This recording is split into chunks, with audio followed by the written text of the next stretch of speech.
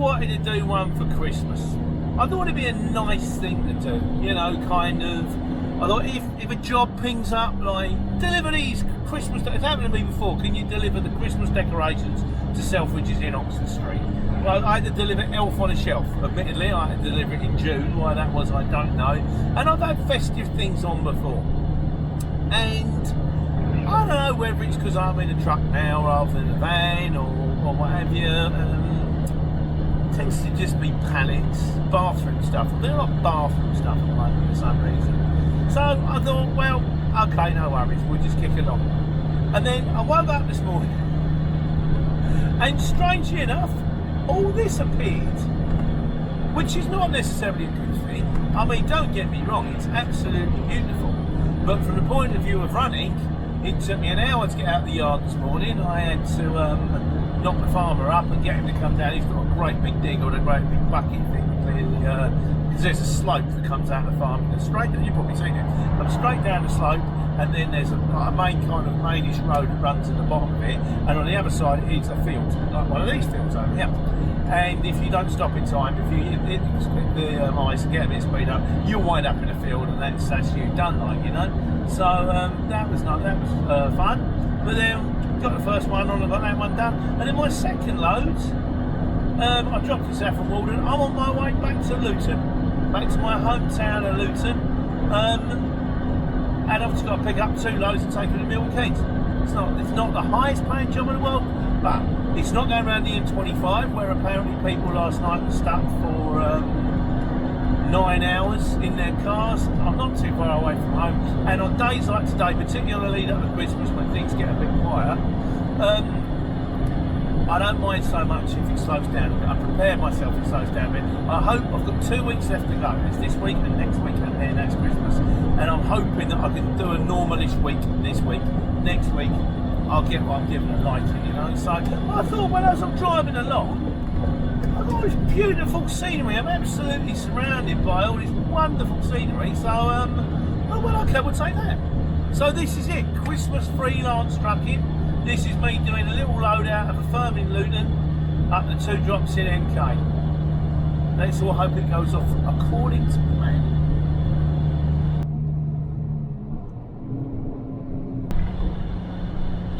Yeah, quite a lot of that today. As I come out of itching, go to itching, come back scratching, as my father always used to say. Don't know why. Yeah, there's like motors, there's someone trying to get on the back of a low loader because the front of his car's been smashed up. Apparently in Guildford today there was a series of about 30 cars on the mounts, all going about 5 miles an hour, all crashing into each other at 5 miles an hour. Because people don't adjust, do they? You know, when I got to the yard, it took me an hour to get out. Now I could have tried to fly out the yard, got in a lorry, chanced it coming down, skid it side to side. I might have made it, but it's just not worth it. I've made this mistake before. I've done this one where you kind of think, oh, I've got to get to work, got to take money. And then you wake up a week later and it's all gone. It's all melted. And you're like, why did I break my neck to try to get out there, and I nearly hit the van that time and I risked it that time? Just stop and go, right, well, look, we work 365 days of the year, not like 5 days of the year. And if I can't work, I can't work. Now, don't get me wrong, there's nothing, I'm not saying be lazy. If you can get out there and you can do it, you do it. And like I say, the roads at the moment, oh my, that's bless them. It's a cold day for them, isn't it? Yeah, the roads at the moment are clear now. They've been gritted, they've been iced up, they've been de-iced and all that kind of stuff. We can stick to A roads and motorways. Where I'm going, Luton to Milton Keynes, I know that's going to be fine. Luton Centre's going to be fine. Know where I'm collecting from. Bosh straight on the motorway, that's going to be fine. Milton Keynes will be clear, and then it's kind of like A5 on the way home. But try and be sensible, you know. I've seen jobs come up this morning. There are ones going as sort of like, well, I went to Plymouth, and I thought, oh, I don't fancy that. I mean, I've done Plymouth's a long way from me at the best of times. I'm trying to get out of Plymouth, not easy. And you think, if I put the right quote in and I get the right money, and then you think, Plymouth, oh, you know, that exit away, we can get a few scary country lanes down there for an 18-tonner. So no, I'm going to play on the safe side of things. Luton to Luton. I shall point out a few bits and pieces. Well, mate, Jerry lives around there. Just up there on left, Jerry, if you're watching. Hello, mate, you alright? Yeah, I'll point out places of interest along the way.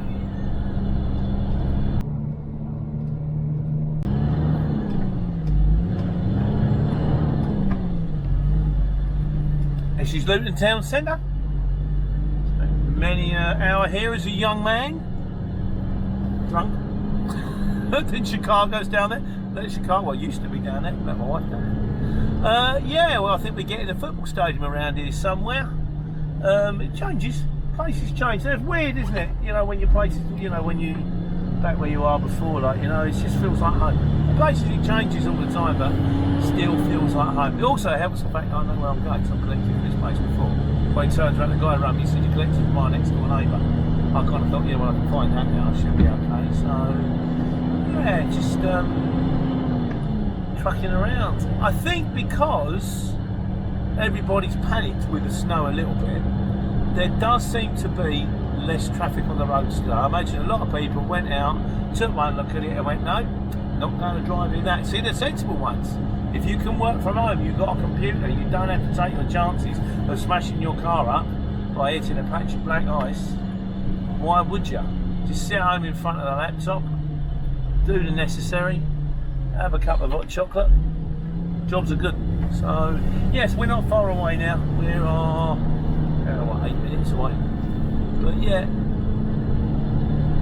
destination collection, here we come.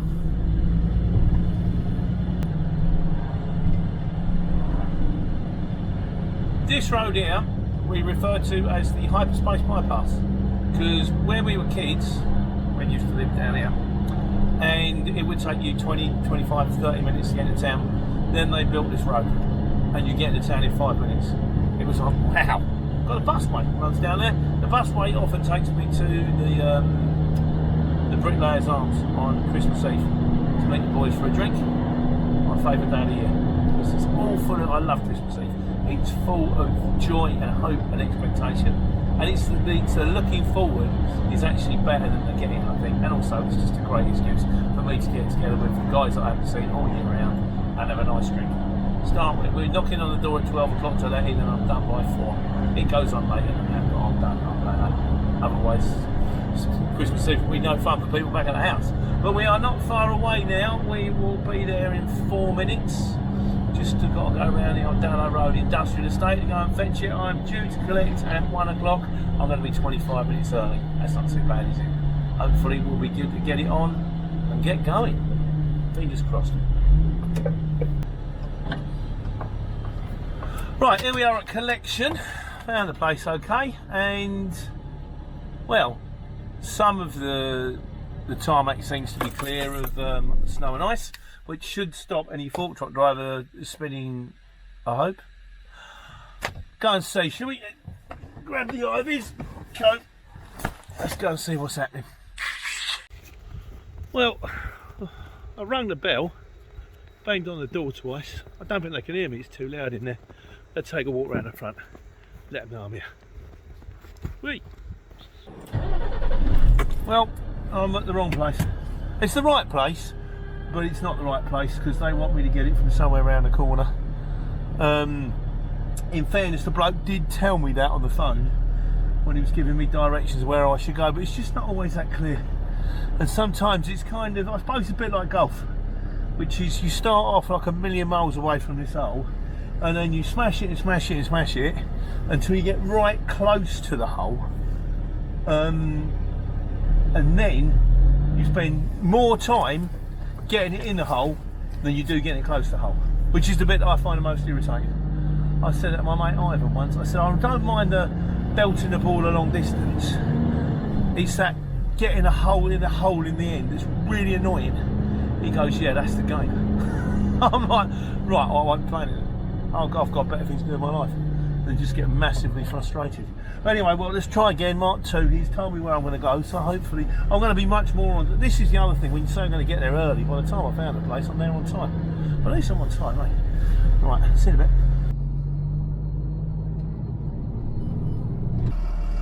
Yeah, this is it, where the geezer told me it was, and it's one of those, come out of here, left, immediate right, left, you learn how to go. So there's a bloke with a flatbed, you're going to get that one out of the way. It looks like 4 small ponies. I've been here before, and they're not big, but they're heavy. Hence the reason I need an 18 ton. But it'll be nothing that Veronica will be able to handle. There's no trouble at all. So, one is I've been to before. One's Fingal Drive. That's quite a big industrial estate in Milton Keynes. The first one says Church Lane. I'm hoping it's not Church Lane. We'll see. Right. Hello, sir. How are we doing? Well, I had a word with a guy. It's these pallets here, and I think they're just packing the last one up, so it would be a 1 o'clock job. It's like 5 to 1 now, so no problem. Open the side up, sit and have a cup of tea, and wait for it all to go on.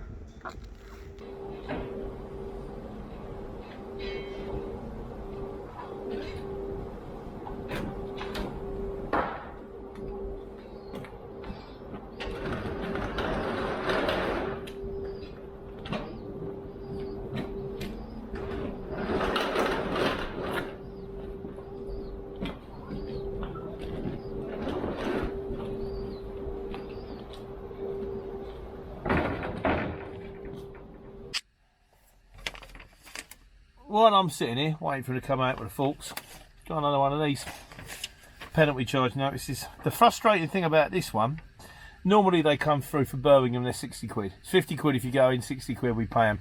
This one, I must have missed it.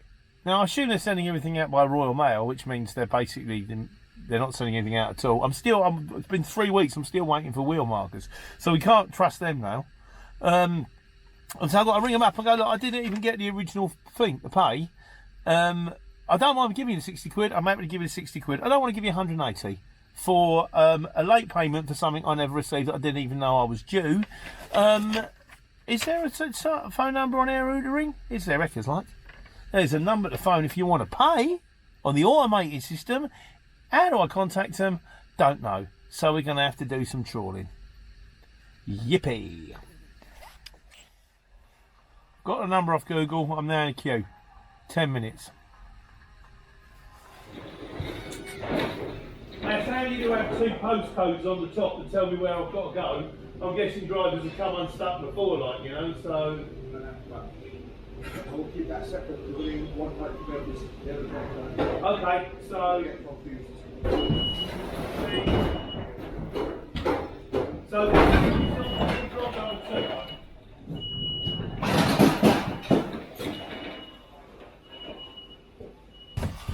So, 10 minutes, I'm not going to be on the phone for 10 minutes, about 2 minutes into it, the forky come out and said, right, it's all ready, so that's all done. Put the heavy ones at the front, 1, 2, so we haven't got too much weight over the front head.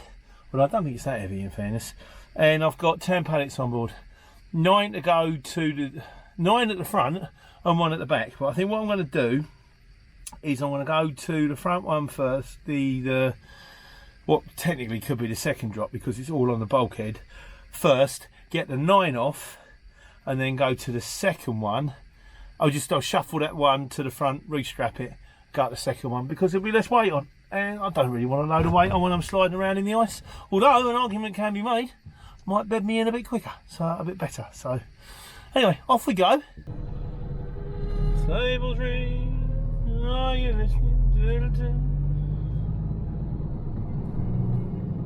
Right, we're off to stop number 1.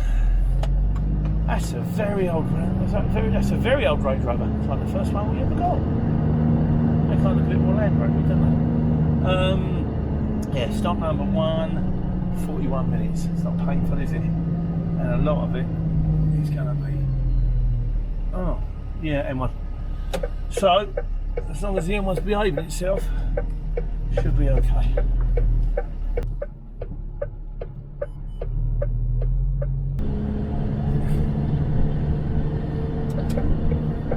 Coming up to the M1 now. If you look to your right, just as we come up towards the roundabout, that's my old school. Can't quite see it yet, I don't think. It's just over there past that, no English sign. Chorney High School for boys. It wasn't a posh school, it was just a normal school, but it was a boys' school. I ended up going to a boys' school. I wouldn't recommend it. you just sort of become absolutely socially inept around women. I left school. I went to sixth form, went to Luke Sixth Form College. From the age of 17, it was like they were unusual creatures that you hadn't got used to. It just turns you into a moron, it really does. So I managed to work around it. It took me about 6 years to get used to them, but yeah, I got around here in the end, like, you know. So no, not a fast learner, am I? So right, we're on the motorway. You will be on the motorway in a second. The motorway looks like it's clear. 33 minutes, 22 miles to the first stop. We'll get the weight off. Because the thing is, because it's a multi-drop, but it's only 2 drops, so it doesn't really make any difference if I go to the shortest one and then the longest one, or the longest one and shortest one, because when I'm finished I'm coming home anyway. Unless of course I can pick something up for the morning, but we'll worry about that in a bit. Let's worry about getting the first one off first, I think.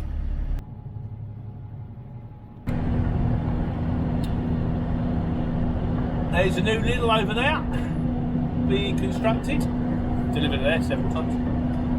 It's dead lovely when you get that job, because it's like 10 minutes away from base. You're like, oh hey, I'm nearly home. Right, I just thought I'd take this opportunity to reiterate one that I've done before, which is something I think is very important that you should all know at this time of year, which is the 4 categories of Christmas songs. Christmas songs that naturally fit into 4 different categories. I've done a video about this before. Category A, happy Christmas songs, you know, simply having a wonderful Christmas time, step into Christmas and all that. Category B, miserable Christmas songs, which is it's Christmas time and children are starving in Africa, sorry, but it is. Or it's she's left me for Christmas and I'm going to be miserable because she's not around. Yeah, get out. It's one day of the year I don't want to hear the misery. Get out, you know, it's a happy day. Take your miserable Christmas songs, stick them over there. Then you've got category C, which is, or category 3, observational. Well, my favourite song fits into observational, which is Greg Lake, who used to be in Emerson, Lake and Palmer, hence Lake, which is sort of, it's just about Christmas. Old Tim Mitchell does a song which I really love called White Wine in the Sun. And it's great. It's just about Christmas. It's not happy.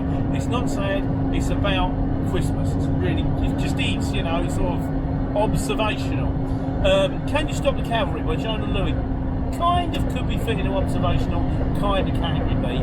And then there's category D, which is Christmas songs which are not Christmas songs, which is just because you put a white puffer jacket on top of the box and stuck some sleigh bells on the end of your record doesn't make it a Christmas song. But like I say, there's a video out there, so if you need more information, please feel free to check it out.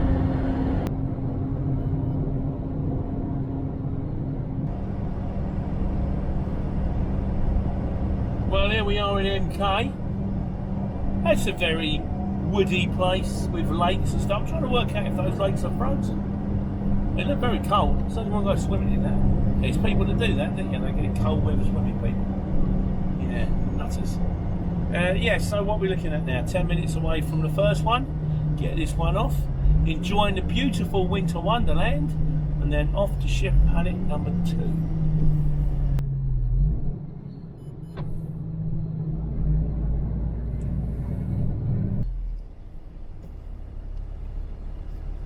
Well, here we are at stop number 1. I've been here before. It's them great big sky crane things, you know, the ones that come up in, you know, when I like cherry picker things, which is handy because I know they've got forks and I know how to pull in, so no problems. We'll get the big weight off and then we'll get the little one on in a minute. Super duper. There you go, mate. No worries. Right, let's go and give these guys a shout.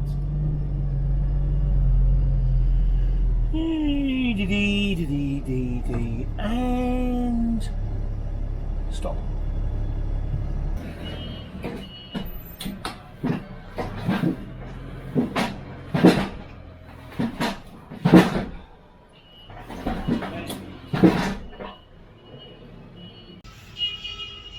Well, I've been playing a bit of musical chairs there, getting everything round.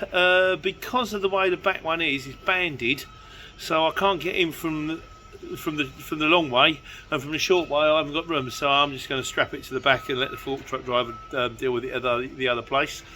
I've just put the other place in. It's 5 miles away, 11 minutes. So that's all good news. What are we now? 2:30. Should be out of here by 2:45. There by 3 o'clock, unloaded, and then ready to pick something up for the morning or time to go home. So let's get this lot off first, don't we? It all looks heavy. It's presumably parts for the sky lifts, is it? For the couple of things, yeah. Yeah. So I don't imagine. These are counterbalance weights. So I knew this one was going to be heavy. Yeah, just stop topping over like, yeah, quite. Well, that timed that rather well indeed. That's number 1 off. Where's my keys? Let's get out of these people's way.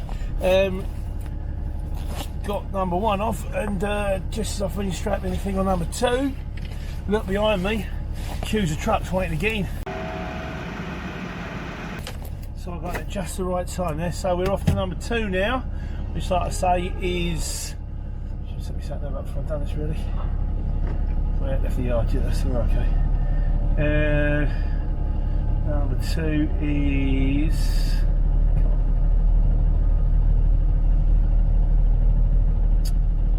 Yeah, it's 11 minutes away.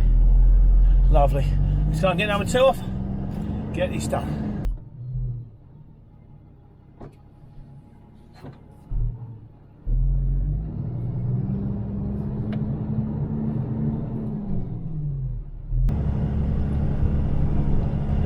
I was thinking about kind of what Christmas means to different people. And like when you're a kid, it's about presents. Yes, I'm going to get stuff and chocolate. I'm going to get loads of toys and chocolate. It's probably the best time, in fairness, because it actually means something. And as you get older, the presents don't seem mean so much, because if I want something, I buy it. And I don't really want anything anymore, because, you know, I've got everything I need, like, you know. So what Christmas means to me is rest. Like, you get time off. It means about 10-11 days where I don't actually have to wake up to the sound of an alarm clock, and there's a better than average chance that I won't have to get up in the dark. Which, when it's like this, beautiful though it is, cold and frosty and what have you, it's very much taken on board. And you get to see people, you get to see all the people you want to see. The truth of the matter is, I'm not that fussed about seeing many people. I'll see my mates down the pub on Christmas Eve, which is lovely, and then I'll see the family, which is basically Lisa, Mo and Dave and the in-laws, and that's kind of it. And everybody else out there, you're happy to see them when you see them. You know what I mean? I've got a mate up in Newcastle, and I've got, like, you know, mates all over the shop, and you see them when you see them. You know, when you do, you smile, right? And when you don't, it's good, because they're out there. But no, for me, Christmas means rest. And the other thing that did occur to me is this giving and receiving thing, which is, you know, they say do unto others as they would do unto you. That doesn't work the same as with presents, does it? Because if you give unto others as you would have them give unto you, my wife's going to get a pair of steel toe Tector boots for Christmas, and I don't think she'd like to thank me for it. I'll probably get more joy out of giving her a frying pan. I know exactly what would happen if I give her one of those. She'd wrap it around my head. Anyhow, onwards and upwards.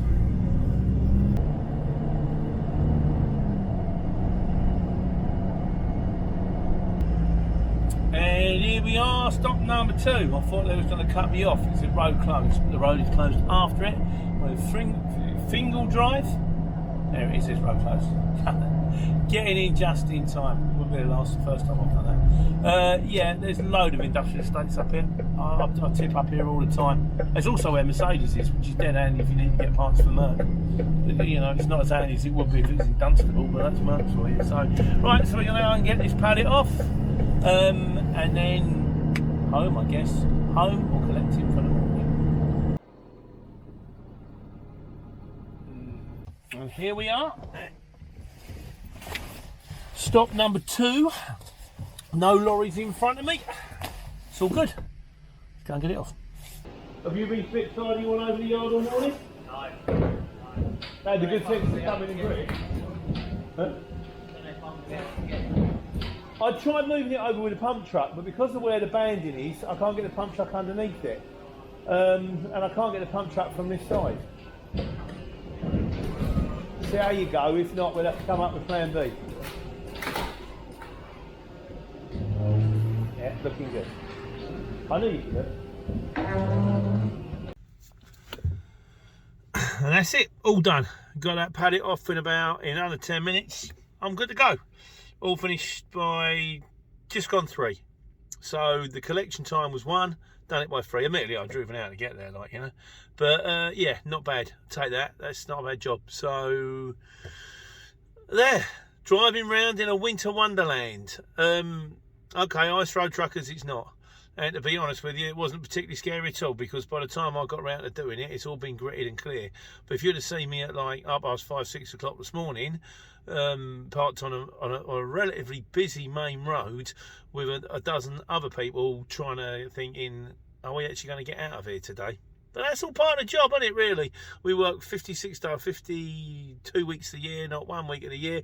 Got to work in the snow, got to work in the cold, got to work in the dark. Otherwise, there's no money to be made. But today, we made money. Not my finest hour, but by no means my worst. And just looking forward to getting that break around Christmas. Looking forward to having a rest. And then in the new year, it's back to taking care and taking money.